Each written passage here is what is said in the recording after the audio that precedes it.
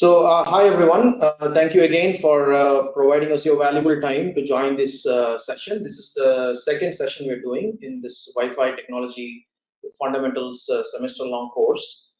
We are still in module one. Module one, we're going to cover introduction and history of Wi-Fi.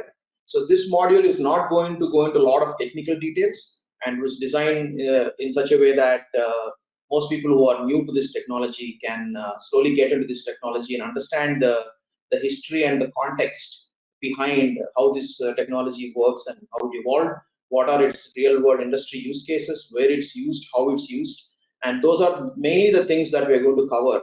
The entire context around the Wi-Fi technology itself is what we're covering in the last module and this module. So this week and next week, it is going to be everything around the core technology, right? Standardization, applications, history, and basics of this technology. And as we go into module 2 and module 3 and so on, we'll jump into the core of the technical details and the technology behind Wi-Fi. So if you are one of those people who already understand Wi-Fi and are wondering why we're not getting into MAC layer, physical layer, all kinds of other things, that's all coming.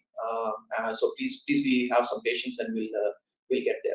So today's session is about Wi-Fi network topologies, the different ways in which Wi-Fi networks are deployed and used, and the various industry real-world applications in this area.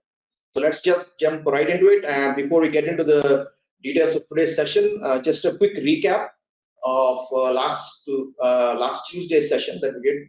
So the first session we did was about Wi-Fi technology evolution and history.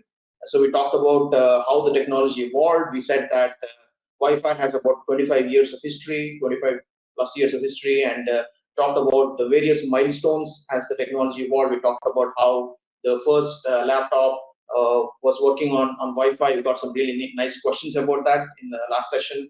We talked about the evolution of smartphones, tablets, and various IoT devices that really catapulted the evolution of adoption of Wi-Fi in the industry.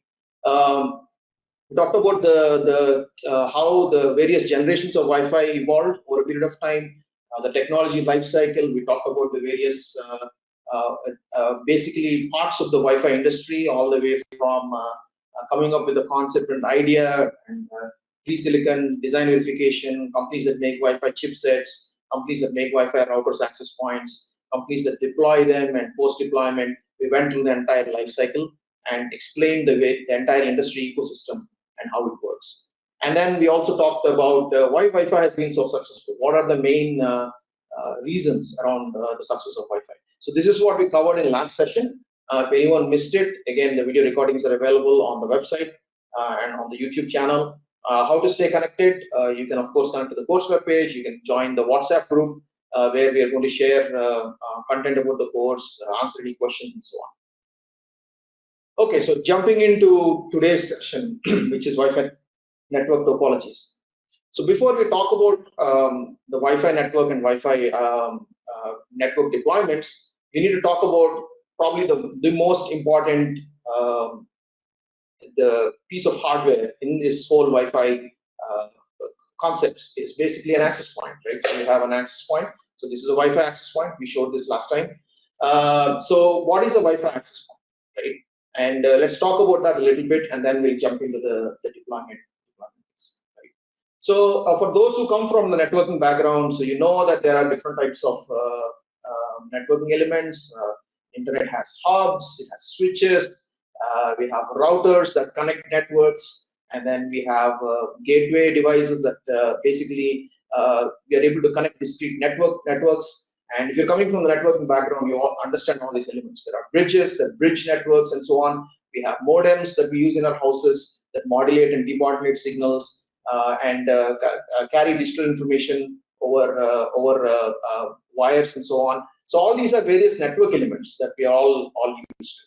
Similarly, in the Wi-Fi world, there is something called as an access point, right? So what is a Wi-Fi access point?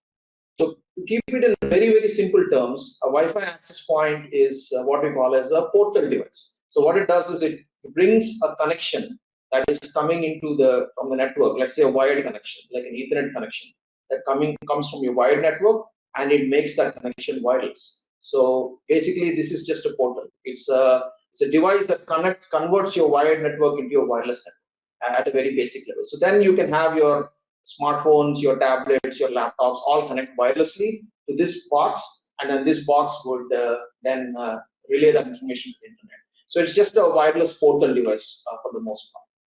So what are the basic functions of a Wi-Fi access point? As I mentioned, it is a portal device. It provides connectivity. So if I have my phone wants to connect to the Wi-Fi network, then I can basically connect wirelessly to the phone access point, and then you provide network access. It provides coverage. You have antennas that will actually radiate the signal around the access point, and it has a coverage area. Typical coverage area could be 100 meters or more based on the type of antennas you have, and it provides wireless coverage where you can go far away from this wireless router and get connectivity. It provides medium access. So what does medium access mean? If there are many devices like this, you have your TV, your smartphone, your tablet, they're all trying to access the medium. They're all connected to the Wi-Fi router, but they're trying to actually send and receive information. So when they're trying to do that, you need to connect to the network, and there are multiple devices that are connected at the same time. And we'll have to figure out who connects first and who is actually able to transmit first, right? And so that's called medium access. How do you successfully access the medium without colliding with someone else, right? So it provides medium access protocols. It provides security. It provides quality of service, mobility. When you're actually moving the device, let's say you're on an enterprise network, you're in your office, and you're moving from third floor to fourth floor in your office building, and you're actually having a Zoom session. So as you're moving from one floor to the other floor and having a Zoom call, you are actually handing off between Wi-Fi access points in your Wi-Fi network. And how do you successfully hand off those? Is something that, to some extent, the access point has to handle it. And then there is the concept of what we call as virtual networks. So for most of you who have Wi-Fi networks in colleges and in offices, you probably have a guest network. In our office, we have a guest network, we have a corporate network. There might be a different network for the management. There might be a different network for the IT team. They're all networks that are created on the same physical access point. So it's the same physical access point. So when I'm here and I'm scanning for networks, and this is connected to the ceiling, I will see 3 or 4 different networks on it, right? And those are virtual networks on the same physical device. So the idea of virtual networks, and those of you who are in the networking space will understand the concept of VLANs. So that carries forward to Wi-Fi as well. And we have this concept of SSID, or service set identifier, that actually helps you connect to different virtual networks. We'll talk more about that when we get to that section in module 3, I believe. So to give it in a very simple term, access points, as I was repeating, is basically a portal device that converts wired connection to wireless connection. And you can see that behind this access point, you can connect to a, let's say, a switch, which connects to a router, and then that goes and connects to the internet, right? If you're doing an enterprise network, right? If you're doing a home network, then the connections and the elements are slightly different. We'll talk about that in the coming slides. Okay, so basic Wi-Fi topologies, right? The most common topology in which Wi-Fi is used is what is called as an infrastructure mode, right? An infrastructure mode is where there is a Wi-Fi router or Wi-Fi access point. So, for example, this is an enterprise Wi-Fi access point. So you'll find these kinds of access points in most enterprises, offices, and so on. So you can kind of notice that this is more of a residential AP. So it has external antennas, it has different colors and so on. But this is an enterprise access point. So you see that there are no external antennas because these are designed to blend into the office walls and ceiling. So that's the reason why most of them are usually white in color. They don't have any external antennas because you don't, in an office environment, you don't want people to know that there is even this device connected to the ceiling. So that's the reason why most of the enterprise Wi-Fi routers are just plain white in color, and they have regular shapes. They don't look like, for example, they don't look like this. This is a residential Wi-Fi router, so they just look in a regular either square shape and so on, right? So now this is an enterprise Wi-Fi access point, right? When it is deployed in an infrastructure mode, what you do is you connect to one of the LAN interfaces. You can see LAN Ethernet ports. Using an Ethernet cable, and then that connects to the As you can see, there is an Ethernet cable here. So you connect the Ethernet cable, and then this goes and connects to a switch in your network, right? And then this provides wireless. So you can see that in the slide that there is a wired network. So using this, you connect to the wired infrastructure, and from there you get network connectivity. And that's what's called the infrastructure mode. So if you have one access point that creates, based on its RF coverage, based on the antenna propagation, it creates a virtual cell around it, or a region of reach around it, right? Like you can see in the picture. And then whatever devices are within the reach of the access point can connect to it. And then if I want to access the internet, then I access the internet through the AP, through its Ethernet cable that connects to the network. That's how I connect in the infrastructure mode, right? Most of these enterprise APs, they don't have a separate power connection. So normally the power comes through the Ethernet ports. So there is a concept called PoE, or power or Ethernet, where this Ethernet cable can be connected to a power injector. Right? So this is a power injector where you can basically inject power through Ethernet, right? And that's how you get power. Or you actually use a switch that is a PoE switch. So this is a switch, right? And when you connect the switch to the router, the switch actually provides power to the through the Wi-Fi access point through the Ethernet cables, right? So that we don't need separate power connectivity, right? This is normally how enterprise Wi-Fi access points are deployed in the infrastructure mode. This is the most common mode in which all residential and enterprise class access points are deployed.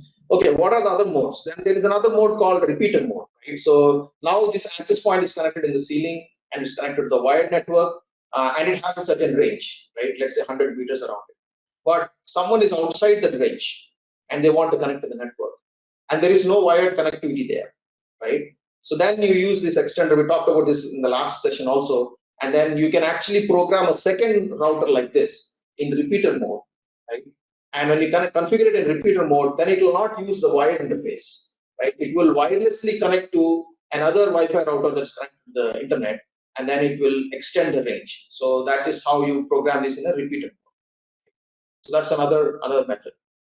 And then there is something called the bridge mode, where you can actually bridge two separate networks. Let's say there is a one wired network here and one wired network here. Let's say they're in separate buildings, and you want to connect these two networks, and you're not able to run cables between the buildings. Then you can actually bridge them using wireless, and you can actually program these Wi-Fi access points in bridge mode as well. I'll talk about some of the applications for these modes in the next few slides. And then there is what we call as an ad hoc mode, where there is no need for a wireless access point. Any device like this device can actually connect to a different device, and they can talk to each other directly. For example, this is like a Google Home device, and these two devices can connect to each other without the need for any access point, for example. And if they connect with each other directly, wirelessly, then that is called the ad hoc mode. Okay? So these are some of the basic topologies in which Wi-Fi is used. Now, other topologies that we are all used to is the mobile hotspot. We all use it. So basically, you can turn on the hotspot in your phone, and then the phone becomes a Wi-Fi router or a Wi-Fi access point, right? And then now you can have my laptop can then connect to this phone, just like to connect to another Wi-Fi access point, and then the connection to the internet from my phone goes over my 4G or LTE network, right? And so there's a hotspot mode which you can connect. The other modes, the less common mode is called as the work group bridge mode, in which you, let's say, have a wired network on one side of the office, and all these devices are wired. So there is no easy way to actually make it wireless. So you can actually connect a work group bridge that bridges this network and makes it wireless. So basically, this work group bridge that's there in this diagram will actually bridge the network, and then it will create wirelessly connect to the access point. That's on the right hand side, and essentially kind of bridge that network from wired to wireless. It's called the work group bridge mode. It's not very commonly used. It has been used in the past, but not so much in the modern. And then we have a pure Wi-Fi mesh network. We all know about mesh networks. We talked about that. I will talk about that in detail. Then there is another mode, what we normally refer to as, let's say, an IoT kind of gateway mode. So we all know that in modern homes there are a number of IoT devices light bulbs, and so on. They all don't actually communicate over Wi-Fi. They use Zigbee, Bluetooth, and other protocols, but they can all connect to, let's say, an IoT gateway. So, for example, this device could be a gateway device, for example, right? So, all my light bulbs and other things could potentially connect to something like this, and then this will connect over Wi-Fi to my home Wi-Fi router, right? And then that's how all the devices are connected to the internet, right? Because my IoT device will connect to this using Bluetooth or some other mechanism, and then this device would connect as a Wi-Fi client to the router, and from there it goes to the internet, right? So there is that mode as well, where you have IoT gateways and media gateways that are also potentially available in homes, right? So that's another mode in which it's used. Okay, so to go back to real applications, as I mentioned, infrastructure mode is mainly used in enterprise deployments. Most offices have access points deployed in enterprise mode. Again, you have this concept of basic service set. It's a wireless LAN cell. For an access point, there could be multiple cells. They're all connected to the wired network, and they connect to the internet that way. Right? So it's the most common mode. Repeater mode we talked about as an example. You can see that let's say you're in a large home, and your main router is here in this location in the living room, and you're in the upstairs bedroom and you're trying to watch TV there, but you're not having proper Wi-Fi coverage from here to here. So then what you do is install an extender, and then the extender can basically connect wirelessly to the main node and provide more wireless coverage in that area. And you can deploy multiple extenders, and then you can form a mesh network, right? So this is what we call as a extender or a repeater mode. Again, we talked about the bridge mode. So if you take the example of, let's say you have two buildings. In fact, in our office also, we are kind of getting into the mode where we have actually two buildings right next to each other. Some of our office space is this one building, and the other office space is another building. And we don't have an easy way to connect these two buildings. We cannot run fiber between the two buildings. So most likely we may have to go upstairs on the roof and then install some form of a bridge network where we use outdoor access points to actually connect and bridge these networks. So you can actually take a ruggedized access points. I should have brought one of those ruggedized APs, outdoor APs. We have those also, but maybe in the next session I'll show. So you can actually get a ruggedized outdoor access point, and then you can put it on the ceiling, and then you can use high gain antennas, and then you can bridge two different networks wirelessly and create internet connectivity without having to draw wires. So this is an application for the bridge mode. So the example and application for ad hoc mode is another example. It's not quite ad hoc mode, but we see this very common application these days. So let us say you have your new Alexa or your Google Home or some device like this. So this one doesn't have any UI, any user interface to it. It doesn't have any other interfaces other than a way to connect to the power, right? So now, as soon as you get it from the electronic store, how do you program it? It needs to connect to the Wi-Fi network, right? So how do you make sure, how do you put in the password? How do you tell what Wi-Fi network to connect to? It's not easy because it doesn't have a UI. It doesn't have any interface where you can connect to. So what do? You turn it on, and as soon as you turn it on, you actually you install the app that controls this device, and then you bring your device close to it. And as soon as it's turned on, this device will actually become an access point, like the other access points I showed you. And it will put out a network, right? It will actually advertise a network or broadcast a network. And now, from my smartphone, I can go and connect to the network. And when I connect to the network, I have a point-to-point link between this and here. These two are now connected without any access point or without any other connection, because this is the client or access station, and this is the access point. So once my device connects to here, then I can actually log into the interface, and then I can say, okay, Google Home, go connect to this SSID or this wireless network, just like I connect to wireless to my phone. I can now program this device to connect to a specific wireless network, type in the password, and now this will go and connect to that Wi-Fi. And once it connects to the Wi-Fi network, then it will stop advertising its network. Then it will become a Wi-Fi station. Now it's not an access point, it's a station, right? And now it connects to the regular Wi-Fi access point in my home, and then from there it connects to the cloud. Now, if I have my app, the same app that is controlling this device can now control this through the cloud, because this again, this my station device, my phone is also connected to the same access point that this device is connected to. Both are connected to the same access point and they're connected to the cloud. So now I can access the device from the cloud and send commands to it. Right? So there is a little bit of an ad hoc mode in which you initially program these devices. Most modern IoT devices like this work like the same way. I mean, you take a thermostat, a smart TV, some smart TVs you program it the same way, and many other devices like this have this kind of configuration that again uses the Wi-Fi protocol. Okay, so we're going to talk a bit about the deployment, various deployment use cases for Wi-Fi. So the first most common one is enterprise. We talked about it many times, offices, retail environments, and so on. So we talked about it enough.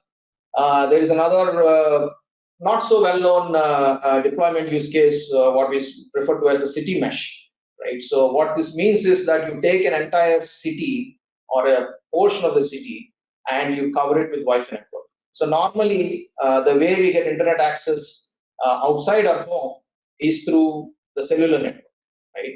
But what if we want to actually create public Wi-Fi networks in an entire city, right? And there are some government or organizations and some cities in the world that actually did this successfully. So what they're saying is that just like you have water, electricity, you have roads, and all of these are basic requirements that the government provides you. These are basic utilities. In the same way, internet should be a basic utility, right? That is provided just like the we pay taxes and the government provides us roads, which we use to travel from point A to point B. The same concept can apply to the internet, because internet is also a similar idea. You want to move from one point to another point or send information from one point to another point, and it can be a basic utility, right? And so some government organizations, some cities have created this idea of creating a citywide Wi-Fi mesh network. So the way it works is you would actually install Wi-Fi routers on poles, on street lamps, and so on. And if there is enough fiber connectivity to all these places, then you can actually create like a citywide Wi-Fi network, which is faster than the cellular network and is free for everyone to use. Which means that in your homes you have free Wi-Fi without actually getting a network from some operator, or and outside in the city, in public places also you have Wi-Fi network. So there are some examples of some cities trying to kind of deploy those kinds of networks, which is very interesting. And then another example is what we call as the multi-dweller unit, or MDU Wi-Fi, which is starting to become very popular these days. So what is a multi-dweller unit? Multi-dweller unit is a place where many people live in the same physical location, like a college hostel, or some form of like a guest house, or like a hotel, or those are all multi-dweller units where a large set of population is living in one physical location, one building, right? Or it could be studio apartments, where there are lots of studio apartments, small apartments in the same building, right? Shared living spaces and so on. So there again, there are a different set of challenges for Wi-Fi. So it's not a coverage problem because the place itself is small. So you don't need like 100 access points, right? It's a small area, but you need safety and security. Like there are 100 people living in the small area, so you need to make sure that everyone gets private network access. So everyone has their own password on the network. It's not a shared password. You don't want to give the same Wi-Fi password to all the residents of the entire building. Then you'll have security issues. So there are a whole bunch of challenges of how do you deploy Wi-Fi in an MDU kind of scenario, which is quite interesting.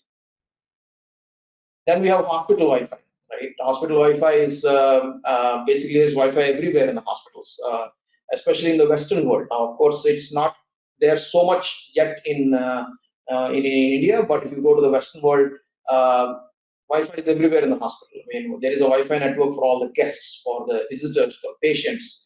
There is separate Wi-Fi network access for the doctors, nurses, and the administrators. And then there is a Wi-Fi. The Wi-Fi network also provides Wi-Fi access to all the devices in the hospital, like medical equipment, patient monitors, infusion pumps, asset tracking devices, defibrillators, and so many different types of devices that you find in a hospital.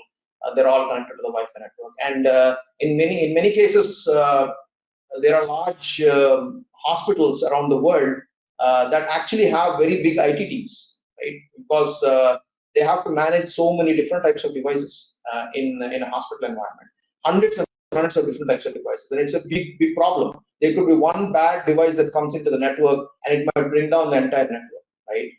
And there are very mission critical applications that are running in the hospital. For example, if you take a patient monitor, it is reading patient data in real time, right? Like blood pressure, heart rate, and so on. And it is transmitting that over the Wi-Fi network to the doctor or to the nurse's station. If that information gets lost somehow, right, then that could be a life or death scenario, right? So that's a huge problem. So you want to make sure that the Wi-Fi is always on and there is no room for disconnection. And so there is an entire IT team in hospitals that makes sure the Wi-Fi is always up and running. Right? So that's an interesting challenge for Wi-Fi. Another very interesting area, which is not very popular, it's been in research and to some extent in implementation in some areas, is vehicular Wi-Fi. So this is where there is some Wi-Fi technology built into all the vehicles, all the cars and trucks and so on, right? This is not about having a Wi-Fi hotspot in a car. So for example, if you're driving on the highway, you can actually create a hotspot for your laptop or your tablet in your car using your phone. That's not what I'm talking about here, right? I'm talking about actually a Wi-Fi module built into your car where each car, the multiple cars on the road can actually talk to each other and communicate with each other, right? And exchange information even without your knowledge, right? Why is that important, right? So there is this concept of vehicle to vehicle where all the vehicles on all the streets can talk to each other over the Wi-Fi network and basically intimate each other about some potential danger, right? Let's say you're driving on a road and there is a big pothole, there's a big hole in the road, or the weather is not bad, not good, or the road is very slippery, or the street lights are not on, or something like that. So this car can detect the information and relay the information to all the cars around automatically, so that you can actually basically avoid danger, right? So from a public safety point of view, it's very helpful. There's also vehicle V2I or vehicle to infrastructure, where the vehicles would connect to the infrastructure, meaning the street lights, the traffic signals, and so on, and then that they'll get information from the traffic signal. So basically, the vehicle will know when the traffic signal that is coming ahead of you is going to go red or when it's going to go green, right? Because they're communicating with each other, and that helps the better driving patterns and things like that. So there is a lot of technology and use cases around vehicular Wi-Fi, vehicle to pedestrian V2P, where vehicles can communicate with the devices that pedestrians have or the people on the roads have, and so on. It's all very interesting, fascinating technology. It has not really been applied as well as it would have, as everyone thought it would be, but I'm sure it's just a matter of few years before it's widely adopted. And then those of us who travel in airplanes, we all know there is in-plane Wi-Fi. So as soon as you go up to 10,000 feet, normally they turn on Wi-Fi in the airplanes, and then you can connect the Wi-Fi inside the airplane, and you can start browsing the internet at 30,000 feet in the air, which is pretty cool because access point in the airplane is like a normal access point here, but then it would backhaul or it would connect the internet through a satellite network if it is very high up in the air, or if it is not in a reach of, if it's in a reach of a cellular network, then it would connect to the cellular network. It will backhaul over the cellular, right? And that's how you get in-plane Wi-Fi. And then there's a very interesting concept or use case of what we call a stadium Wi-Fi. If you have a large football stadium or a large cricket stadium, there are many companies that install these stadium Wi-Fi networks, and it has its own set of challenges. I actually put some references in the references section where there have been a lot of papers written on how actually these deployments are done. There are a whole set of challenges in that area, which we can talk about for a very long time. But the problem here is you have 100,000 people sitting in a huge stadium, right? 10,000 people, 50,000 people, right? And they all want to connect to the internet. But then they can connect to the cellular network, but cellular network will have limited bandwidth because there is only like maybe 1 or 2 towers in that area, and they will not be able to provide you enough bandwidth for all these people who are sitting in that stadium. So they would want to have Wi-Fi connectivity so that they can actually blog about the game, they can watch some replays in real time on their phones, and they can text to their friends and whatnot, right? So so how do you deploy a stadium Wi-Fi network, right? Because the stadium has stands and they're all made of concrete, and how do you kind of make sure you deploy the network in such a way that everyone gets good wireless access? It's a very interesting thing in its own, and there's a lot of work that has been done here. There's Wi-Fi in buses, and again, like in some of the more developed countries in the Western world, you can actually find Wi-Fi technology inside buses, especially in corporate buses that are used in large companies and so on. They are connected to the Wi-Fi network.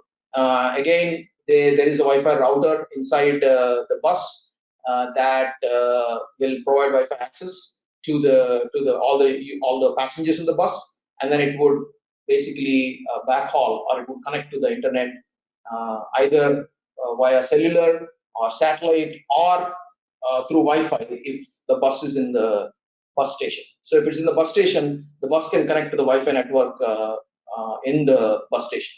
So it can actually use different methods to connect to the internet. Of course, we have the smart home use case where there are lots of devices that are connected to Wi-Fi. We have talked about that. In-train Wi-Fi. This is a very interesting deployment use case. This is where there are lots of passengers, hundreds of passengers that are traveling in a train that is probably traveling at 100, 150, 200 kilometers per hour speeds in potentially very remote locations, right? As it goes between cities and travels between countries and so on, right? So now how do you deploy Wi-Fi here, which is very complex? So again, there is in-train Wi-Fi, and there's a lot of work done by many companies about this, where you install a Wi-Fi router or multiple routers inside the train, and then they will connect to the internet. If the train is in the train station or in the platform, then it would backhaul over another overlay Wi-Fi network that's in the train station, right? But if it goes into more of the city area, then it can backhaul over the cellular network. And if it goes into more rural areas where there is no cellular network, it could potentially connect to the satellite, right? So there are so many different ways in which it hands off while it is traveling so fast between locations. It's again fascinating, complex technology. And if you are a wireless person, then there are other challenges. Like for example, if a train is traveling at 150 to 200 kilometers per hour speed, then there are other problems like Doppler effect and other things that actually cause you to impair the wireless connection. And we'll talk about those things as well as we go along in the course. So this is an example of a city mesh network. I think there's one city, I don't quite remember when this was done, but there's a city called Ponca City in somewhere in Oklahoma in the US, where the government, the local government there decided to install a citywide mesh network. So apparently they had good fiber connectivity to all locations in the city. So they used that fiber infrastructure to actually go install Wi-Fi access points on all the poles and rooftops and tops of buildings and apartment buildings and so on. And then they covered the entire city with Wi-Fi network and provide free Wi-Fi access to all the residents, right? And all the companies and all the government organizations and so on. Right? It's a very interesting, complex deployment that has so many different challenges to it, because you have to install access points inside, outdoors. You have to worry about weather. You have to worry about someone stealing those access points. All kinds of challenges when you deploy these networks. Right. So to talk again about the types of internet backhaul, again, as I was saying in the last session, one of the things with Wi-Fi is that it depends heavily on some form of a backhaul connectivity, because Wi-Fi is last hop, right? But how do you connect to the internet? You have to backhaul over some technology, and there are so many different technologies through which you can connect a Wi-Fi router to the internet. One of the most common ones, or the most used ones, is what we call as through the fiber network or fiber optics. Most of us that in residences and in offices, we get like a fiber link or fiber connection that comes to the building, and from there the fiber cable connects to the Wi-Fi router and provides internet access. So, for example, if you take a device like this, show you an example here. Right. So this is, for example, a device that actually takes a fiber link that comes into the building, and then it converts into an Ethernet connection. Right. So, for example, here is a fiber cable. So this is a cable that comes from outside the building. So you can see that it's more shielded because it's for outdoor use. And then this gets converted using this small thing into a indoor fiber cable. So this is a fiber cable that goes inside the building. And then this one can actually connect to this small gadget here like this. And then this converts the fiber connection to Ethernet. So now you have an Ethernet cable that goes from here to your Wi-Fi, right? So now this is how you connect to the internet, through fiber. And as we all know, the data gets communicated over the fiber line using light waves, right? So fiber uses optical communication mechanism, right? Wi-Fi uses electromagnetic, and wireless, general wireless is electromagnetic, and this is optical waves that we use to communicate, right? So this is how you go to the internet. So just like you have electric wires that go on the light poles, you will see these kinds of wires that go on the poles, and these are your fiber cables, right? And so you have to bring the fiber cables to the various buildings, and from there, inside the building, you can convert fiber to Ethernet, and then you can connect that to a Wi-Fi access point, right? So that's one of the most common methods. The other method is using coax cables. There is this MoCA technology, or media over coax. This is also being used a lot by when we had broadband provided by internet service providers and cable companies especially. So we all remember how we used to get cable connectivity into the house using what we call as a coax cable. So this is a coax cable, right? And this is how we used to actually watch cable TV. Right? This cable comes into the house, and then it connects to the TV, and then you're able to watch cable TV. Right? So now the same cable can actually also carry data along with the video. Right? So if it carries data, then it can also connect to a Wi-Fi router. For example, this is a Wi-Fi router that already has a kind of a modem built into it. And it is a modem plus a Wi-Fi router. So now you can connect this coax cable here to this device, and now it is converting coax into basically Ethernet and Ethernet to Wi-Fi, and it's doing both the modem and the Wi-Fi access point router functionality, right? So now this same cable, the same coax cable, can bring your TV channels, and it also can bring data, and it can bring voice also. In the olden days, they used to do this concept of voice, video, and data over coax, which means that you have a traditional phone line, a wired phone line that comes through this, and then you have the TV channels that come through this, and also the data connectivity that goes to your Wi-Fi router, and you get voice, video, and data that way, right? So it used to be like that. Now, not so much anymore. And then that's one way you connect to the internet using coax, right? And then there is the other method where you can backhaul over cellular, right? Like we do on hotspot, you can take a Wi-Fi router. So I have for example, I have a Wi-Fi router here, this Wi-Fi router, right? It's hard to see here, but there is this SIM slot in this Wi-Fi router, right? So you can connect to, this can be an access point, a Wi-Fi router, and using a SIM slot, you connect to the carrier network, and that's how you backhaul to the internet, right? So there are methods like that. In some Wi-Fi routers, they have a failover mode where you have a fiber connectivity, and if the fiber is down, then you fail over to cellular network, right? So some Wi-Fi routers support that feature also. Like you can fail over from basically fiber to cellular networks. And then the kind of the new kid in the block, to some extent, is the Starlink network from SpaceX. So some of you might have been following this. As you might have known, SpaceX is installing this network of satellites to provide internet all over the world. And why is this useful? There will be places in the world where it is very expensive to draw fiber. So for example, to get fiber to our building, if it's a remote location, you have to wait for months and years. You have to draw a lot of this cable from a long places. Sometimes you have to run the cable from underground, and it's a huge challenge, right? But what if you are able to actually get directly internet connection from the satellite without having to lay any cabling at all?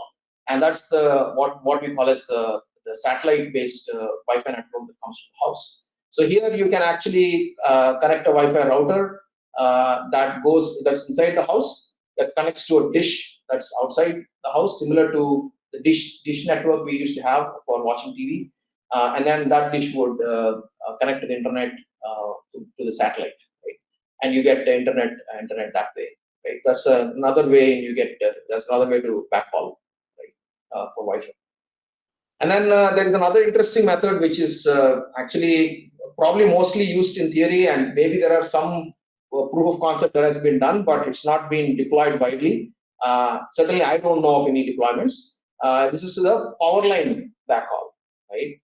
This is where you're using the actual power line. So if you look at what kind of cable comes to every building in that is there, it's the power cable, right? It's the cable that runs the cables that run the power that come into the building, right? So you have power lines everywhere.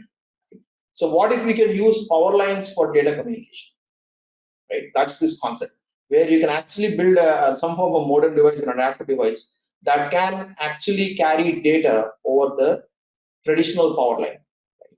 And that's called power line communications. There has been some research around it.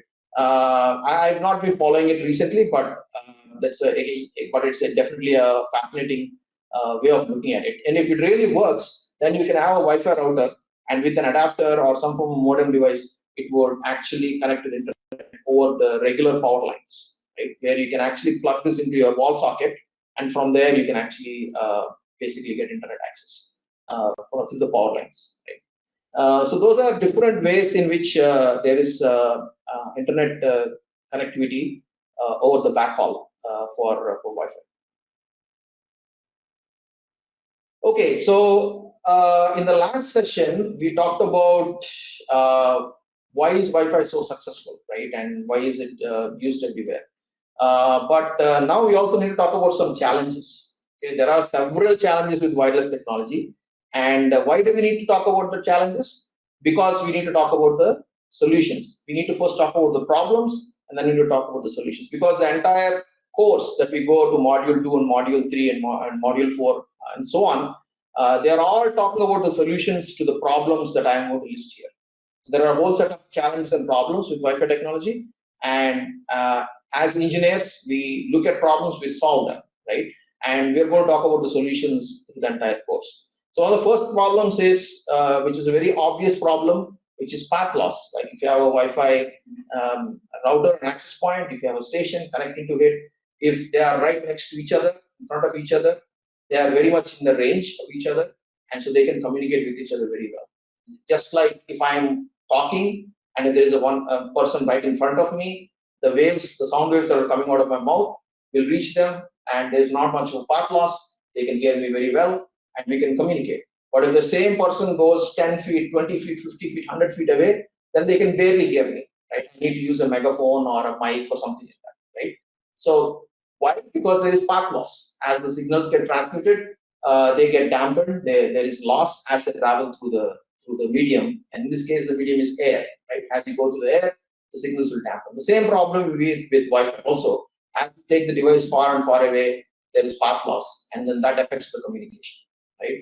And that is how do we solve the problem, right? So that is an interesting thing to look at. And then there is the concept of multipath, right? So what is multipath? If you are in an indoor environment like this, so for example, this is your Wi-Fi access point and this is your station device, and he is sending information, so he's the transmitter and he's the receiver. So when he sends information, he can receive directly, and the signals can transmit straight between here and here. But what if this Wi-Fi router is behind that wall that you cannot see, in a different room, right? Now what's going to happen? There is no line of sight. So which means that you cannot draw a line where this device can see this device, right? There is no line of sight, right? So this is in a different room. And this is very common in our houses, in our offices, where you could have your Wi-Fi router in the living room and you're sitting in the bedroom, right? So now how do you communicate the signals? So the signals that are coming from this device would go and hit a wall, right?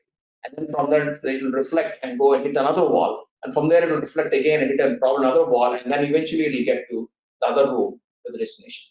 Remember that the signals that are coming out of this are actually propagating in all directions. Just like when you drop a stone in water and you see ripples, right, and waves in the water.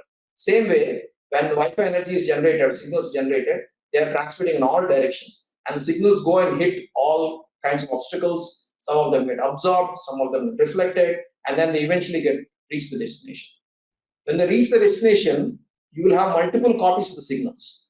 There could be one copy of the signal that went straight from here to the destination. There could be another copy that reflected from one surface and then went to the destination. And hence it's delayed a little bit, right? So now the receiver is receiving multiple copies of what the transmitter is sending at different times, right? Somehow the receiver needs to receive all of these things, combine all of them and make some sense of it. So this is called multipath, right? It's a fundamental problem in wireless technology. Again, we'll talk in a lot more detail about it in the coming sessions. Of course, battery life is a standard problem, and any wireless technology. Medium access is a problem where when multiple devices are trying to connect to the same access point. How do you handle that? Right? So let's say there is a teacher in the class and there are 10 students, and all 10 students have something to say to the teacher at the same time, and they're all talking, and no one can understand what anyone is saying. So, okay, how do you make sure there is some process around it? So the teacher will say, okay, whoever has a question, please raise your hand. And then, okay, whoever has raised the hand first, they get a chance to communicate, right? So there has to be some form of a protocol of how multiple devices or multiple users can communicate to one entity, right? And that is medium access. So there is a lot of challenges around it, a lot of technology around it. Wi-Fi has limited spectrum. I mentioned last time that it uses unlicensed frequencies. So there is limited number of channels available. So how do you make sure that you get effective channel reuse as you deploy a large network? Remember, we talked about the stadium network, right? Where you could have potentially hundreds of access points, thousands of users, which means that you'll use up all the frequencies available. And so you have to plan it in such a way that you reuse the frequencies, right? So how do you do that? So those are challenges there. We talked about limited range as a challenge with Wi-Fi. Why is limited range a challenge with Wi-Fi? As I mentioned last time, Wi-Fi uses unlicensed frequencies. So when you use unlicensed frequencies, the government has rules that says when you're using unlicensed frequencies, you cannot transmit with more than so much power, right? So when this access point is transmitting, it can only transmit at a certain power, which means that it has only a certain reach around it.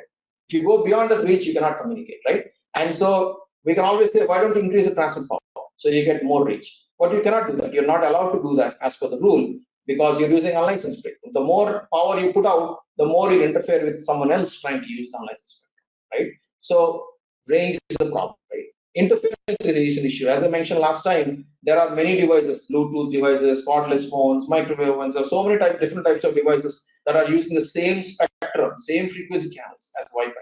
Now, if you have a Wi-Fi router in your house and you are watching Netflix, and suddenly someone turns on the microwave oven, or someone turns on a Bluetooth headset and something like that, right? Now that is operating the same frequency as your Wi-Fi router. Now there is interference, right? So how do you deal with that? How do you make sure you find a better channel? That's a challenge for Wi-Fi, right? Security, we all know, is a challenge for Wi-Fi. There's a lot of security issues around it. We'll talk more about that. Mobility, as you move from place to place, mobility is an issue, right? Quality of service. So let's say you're deploying Wi-Fi network in an enterprise, in an office, and we need to make sure that the CEO's phone has very high priority. Even though network is completely loaded, and you're having a special conference call, you have this nice big all hands meeting, which is a very important meeting, right? And you don't want that to get disconnected. So how do you make sure that that particular application gets better quality of service when compared to all the other applications that are there? So that's an interesting challenge, an interesting problem to solve. Right? So these are all challenges with the technology, and there are so many protocols that are developed to actually address all these challenges, which we will talk about in the coming sections. Business challenges. Okay, I talked about the technology challenges. There are some business challenges with Wi-Fi. One of them being large deployments. How do you do large deployments? We talked about that, right? How do you properly plan networks? How do you make sure you install the right number of access points in the building? Right? If I have an office building, our office building, we were doing some network planning. So we had like 2 floors that we want to install a Wi-Fi network. We were all sitting and discussing how many Wi-Fi access points does it need? Does it need 5, 10, 15? We need to plan based on the range. We need to plan based on the density, the number of users, the type of material the building has. All these things need to be thought through as you install the network. And then one of the primary business challenges with Wi-Fi anywhere is, as I keep mentioning all the time, Wi-Fi depends heavily on the infrastructure, more than cellular networks, right? So it needs infrastructure, it needs fiber, it needs some form of backhaul, Ethernet, whatever it might be. Right. So in areas where you don't have that, how do you deal with that? That's a business challenge. Troubleshooting problems in the network after you deploy the network. If something goes wrong, if something doesn't work, if you're not able to get network connectivity, right? You need someone to be able to troubleshoot that. And there are a lot of companies that develop tools around it, troubleshooting tools and so on. Right? Roaming, right? We all use our phones, and let's say I'm driving to my office and I'm watching something on my phone, or like listening to some music or something, and then as I drive into our building and walk into our office, I am actually roaming from the cellular network to the Wi-Fi network, right? So that happens seamlessly. And how does that work? And how do you make sure that there are no issues with that, right? It's an interesting challenge that needs to be handled. And then how do you make money using Wi-Fi? I talked about that. There's an entire section that we will talk about how to monetize Wi-Fi. These are all business challenges relating to Wi-Fi. So a lot of these things we'll cover in a lot more detail over the next several weeks. This is more of an introduction and a kind of high-level view of that. So here are some references for today's presentation. Again, these will all be posted. The slides will be posted on the website for you to go through. These are just only some simple references. If you go and Google about anything that I talked about, you'll find a lot more material on the internet. If any of the topics that I talked about today are interesting for you, you can go find a lot of material online as well. Some people ask me about what are good books for Wi-Fi. I think I saw some messages in the WhatsApp groups and so on. These are some of the books that I personally would recommend. The 8.11 wireless networks book, Definitive Guide. It's a very, very well-known standard book in Wi-Fi. This is written by Matthew Gast, who was one of the industry experts in Wi-Fi. I read this book when I was beginning with Wi-Fi, and so many people who are starting with Wi-Fi, they read this book. It's a nice book, and there are so many versions of it, so many editions of it. But certainly a book that you should pick up if you want to understand from basics. Right? If you are interested in security, this is one of the books that I really like that I read many years ago, Real .11 Security, that talks about the various aspects of enterprise security and so on. There is this new book that came out. I did not read it yet, but Beyond Everywhere, basically about Wi-Fi technology and how the business evolved, how the technology evolved over the many years. This is again by an industry expert, Greg Ennis. So I didn't read it yet. I'm trying to see if I can get the book somehow, but I've heard good things about it. So something that you might want to check out. I don't know if it's a very technical book, but it covers a lot of history and context around Wi-Fi. Another technical, this one is a very technical book, Wi-Fi 6 protocols. This is by Susinder. Some of you who are in the Wi-Fi industry know Susinder. I know him personally well. And then also Sundar Shankaran. These are two of the industry experts in Wi-Fi technology. In the industry, they have done so many amazing things. They developed so much technology in the products that we use. So again, a really nice book. I have one copy of it as well.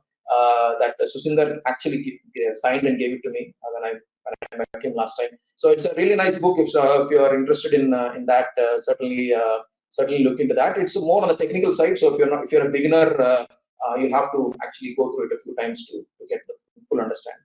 And of course, there is CWNA, which is basically a certification in Wi-Fi domain.